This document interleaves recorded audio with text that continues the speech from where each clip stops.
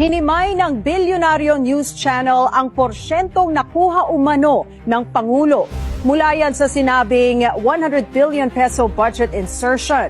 Sa aming pagsusuri, kapansin-pansin ang paglobo ng pondo ng Office of the President matapos itong mailimbag sa 2025 GAA.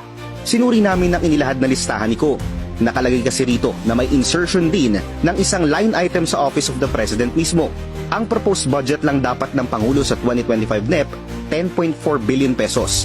Pero pagputok sa GAA, bigla ito naging 15.8 billion pesos matapos pasukan ng 5.4 billion peso line item na ayon sa GAA ay locally funded.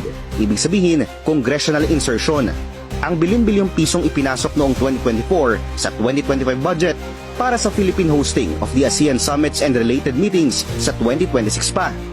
Gayong may hiwalay pang 17.5 billion peso na proposed budget para sa 2026 ASEAN Summit hosting ng Pilipinas mula naman sa 2026 budget.